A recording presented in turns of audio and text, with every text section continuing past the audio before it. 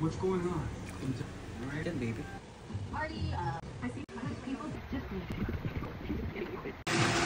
Thank you. Sarap. Hanggang saan? Sa dulo? Okay lang kahit di sayad kasi mahirap. Ano yun? Walisin, no? Hindi din sayad to.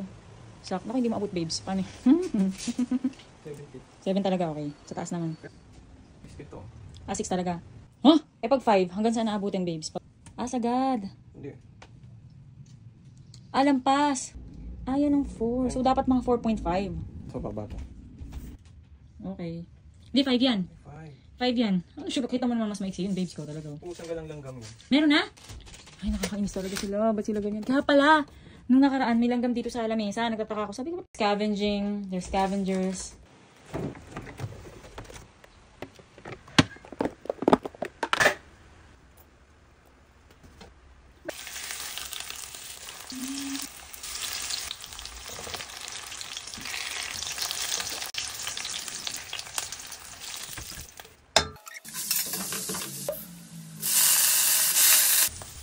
Ang gagawin mo?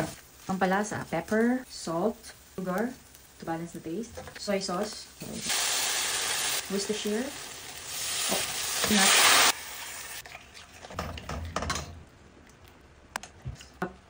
Tikman mo din.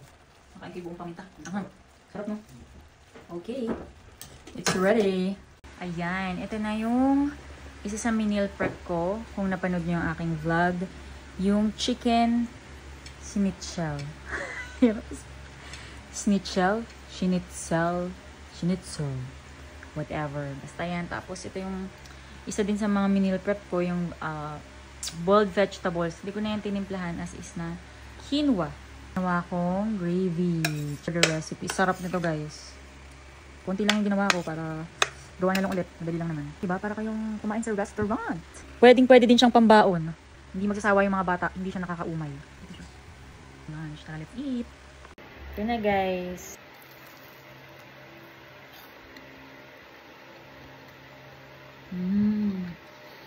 Ang sarap niya dahil dun sa nilagay ko yung seaweed. May seaweed ba ito? Ayun o. Yung mga itim, kala mo dyan sunog. Hindi yan sunog, guys, ha. Yan yung seaweed, nakita niyo naman dun sa, kung napanood niyo yung vlog ko. Kala ko parang. Para ibang take naman dito sa chicken schnitzel. Sarap. Sa'yo nga pala ko, sorry. Kasama na po.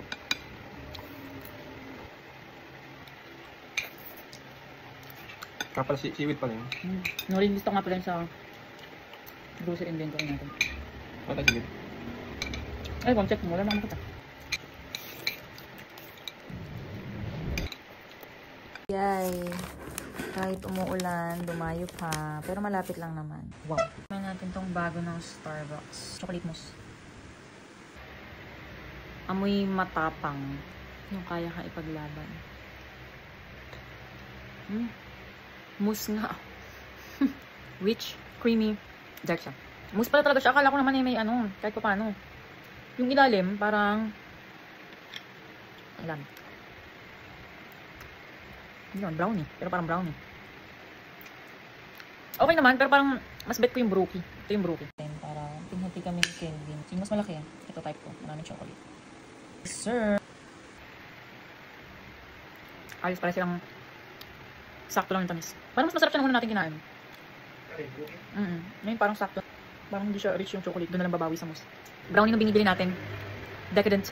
Rich. Fudgy. Yung sa Starbucks din. Yung paborito natin. Yung mapakapal na yung ano ba yung pecan? Pecan bar ba yun? Mga babes. Ito parang dry. Parang siyang dry.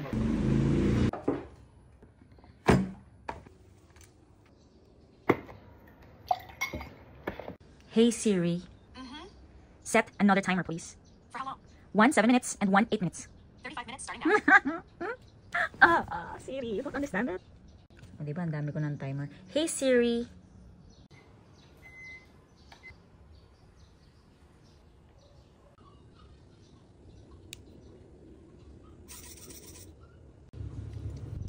Ang gusto ko yung malasado pa. Siri talaga eh. Si Siri kasi. Siri, kasalanan mo to. Kala ko wala kang uwi yan. Kaya nga ang budget ko. What's that? Ako, ito yung favorite ko. Tama ako, pistachio. Yay! Thank you! Mamaya pa yan kakain. And then, papatuan ko ng 5. Ito yung pangkilay ko. Kilay, simple lang. Then, lalagay ko din dito sa aking eyelids. Ang ginamit na foundation. Bali, ang gamit ko ay Maybelline Super Stay Concealer. Ganun lang. Hindi ako nagpa-foundation ngayon. Tapos ang palibo ko.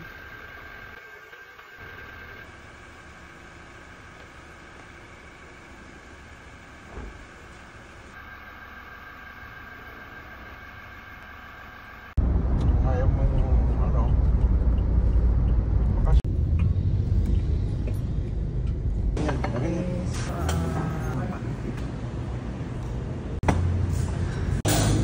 Ano po ito? Tinanim mo po ba to? Tapos may mga nakapaligid yan. Hair oil. React when I say you're Chef Alien. He's a very slimy dog. The first thing to do is that when I had your slaves number one dish, She is the like the born to so low, house muscle level, but that's when you start to